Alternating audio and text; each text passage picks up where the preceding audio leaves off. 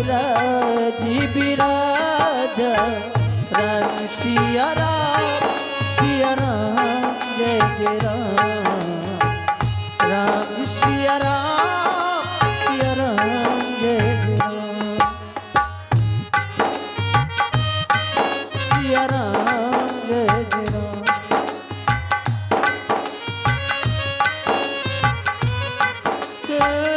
जब तेरा ब्याही घारी आए निपिनो मंगनी मोर भी बधाए राम सिया राम जय जय राम राम सिया राम जय जय राम। अयोध्या के राजा महाराजा धिराजा चक्र चूड़ामणि अवध नरेश राजा दशरथ की जय हो, राजा दशरथ की जय हो। जब तक ये सूर्य और चंद्र रहे आसमान पर, ये सेवक सर झुकाता है श्री महाराज के पादान पर। महाराज के जीवन की जय जयकार हो। मंत्री सुमन, आज हमें लग रहा है कि एक समय सब सहित समाजा, आज समाज लग रहा है। बजे ताली युगल कर से नियम यही सदा से है, यदि ये प्रजा राजा से है तो राजा भी तो प्यारी प्रजा से है। राज सेवक मंत्री सुमन, हम ये जानना चाहते हैं हमारे राज्य की सारी व्यवस्थाएं सुचारू रूप से चल रही हैं या नहीं। महाराज, जिस राज्य में आप जैसा न्यायाधीश राजा हो, भला उस राज्य की प्रजा में कोई कष्ट नहीं हो सकता है।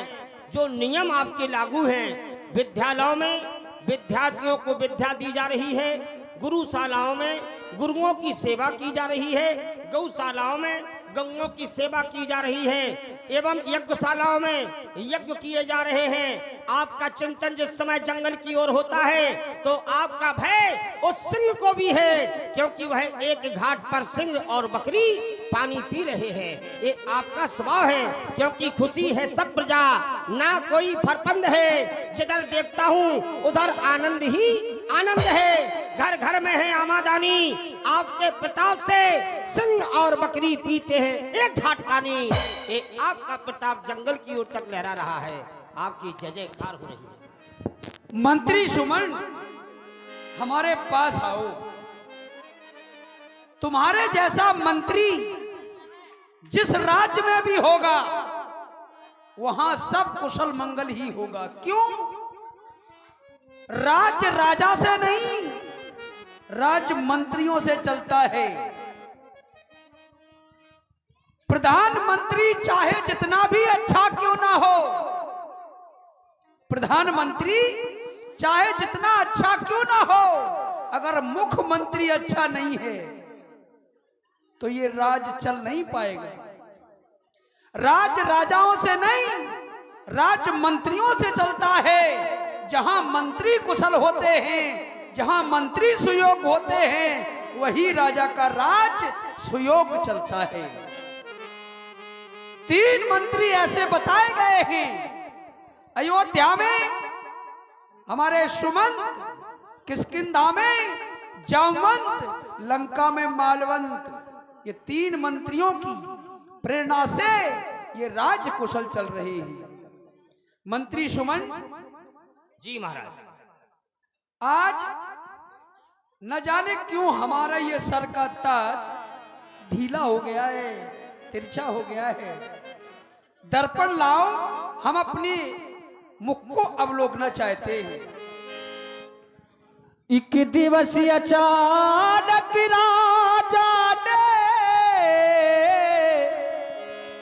दर्पण में अपना मुख देखा, देखे कुछ बाल सुएते हुए,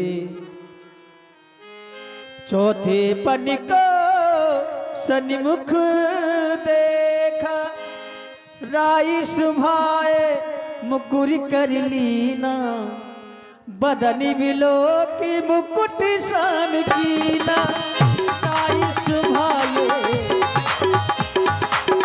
राई सुभाए मुकुर कर लीना, बदनी बिलो की मुकुट सान कीना। राई सुभाए मुकुर कर लीना, बदनी बिलो की मुकुट सान कीना।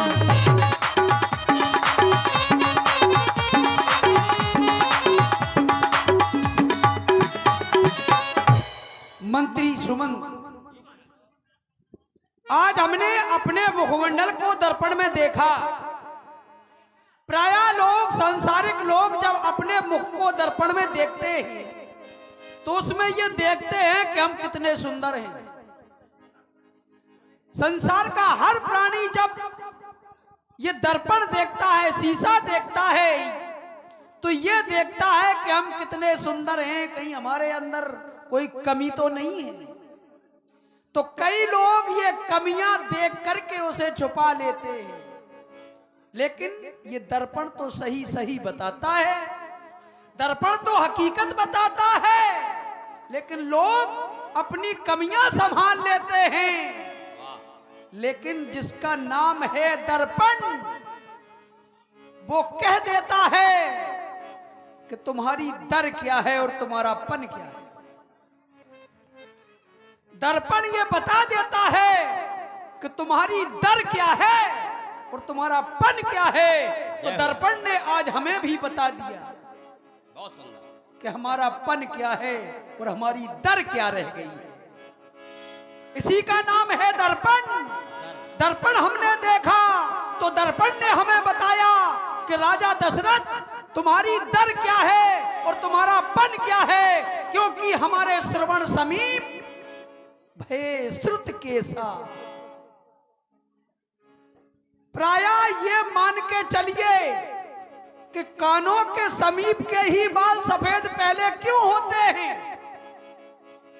बहुत मूल्यवान बात है ये कि कानों के समीप के बाल ही श्वेत सबसे पहले क्यों होते हैं। वो इसलिए क्योंकि ये श्वेत बाल कान के समीप इसलिए हो जाते हैं कि वो कान में झांक करके कह देते हैं कि मानव, तुम्हारा बुढ़ापा आ गया है। लेकिन लोग इसे काले कर लेते हैं, हकीकत स्वीकार नहीं करते हैं ये लोग जब देखते हैं कि हमारे श्वेत हो गए केस तो उसे काले कर लेते हैं। लेकिन सबसे पहले ये श्वेत बाल इसलिए होते हैं कानों के समीप के, क्योंकि ये कानों में झांक करके कह देते हैं कि मानव, तेरा बुढ़ापा आ गया है। आज हमने भी दर्पण को देखा। श्रवण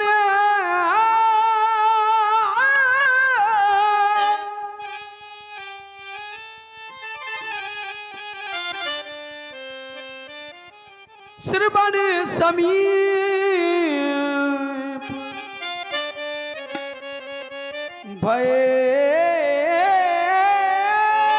श्रुत के साथ मनो जरठ पन असी उपदेश। हमें ये उपदेश मिल गया कि हमारा बुढ़ापा आ गया, चौथापन आ गया है। मंत्री आता है ग्रीष्म काल। ये अवस्था मानव की मौसम से, प्रकृति से जुड़ी है। मंत्री आता है ये ग्रीष्म काल और सुंदर बसंत ऋतु जाती है और तरुणाई पर पड़ गई ओस। तरुणाई पर पड़ गई ओस। अब वृद्धावस्था आती है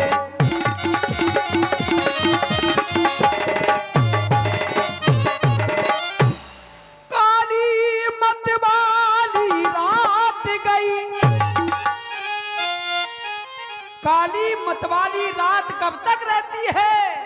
जब तक युवावस्था रहती है।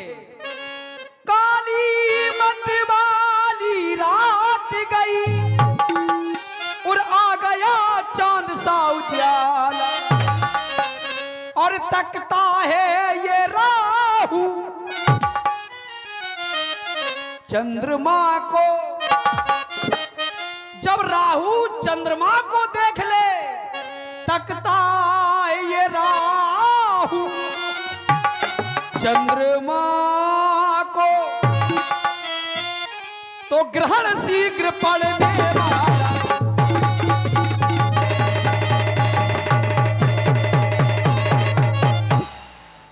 इसलिए मंत्री सुमन, अब हमें ये बुढ़ापा देख करके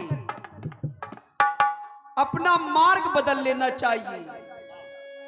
सांसारिक लोग प्रायः जब तक दम सांस नहीं निकल जाती, प्राण नहीं निकल जाते, तब तक ये सोचते हैं कि मालिकी हम ही करते रहें।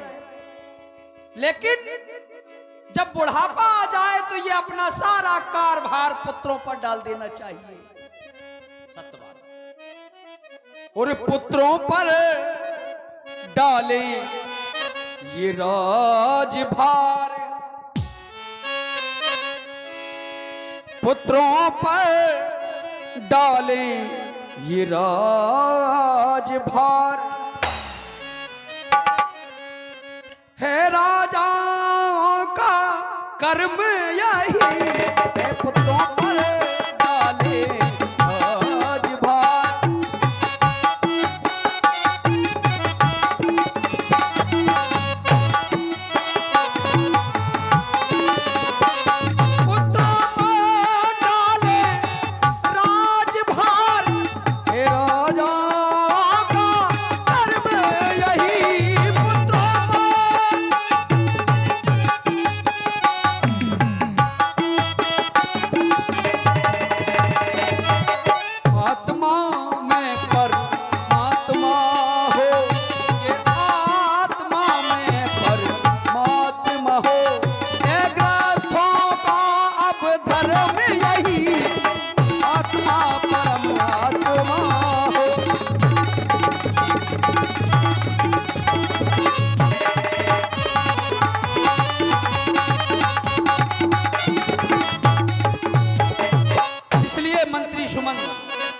अब हम ये जानते हैं कि क्यों ना हम युवराज राम को बनाए, इसलिए हमें गुरु चरणों में चलना चाहिए। क्यों?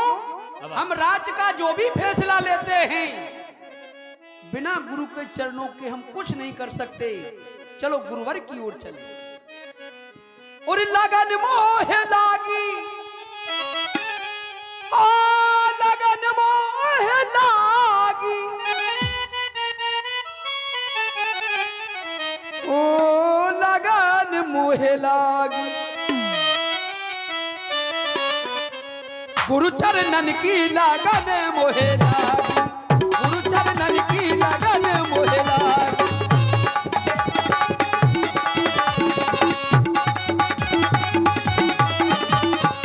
लगन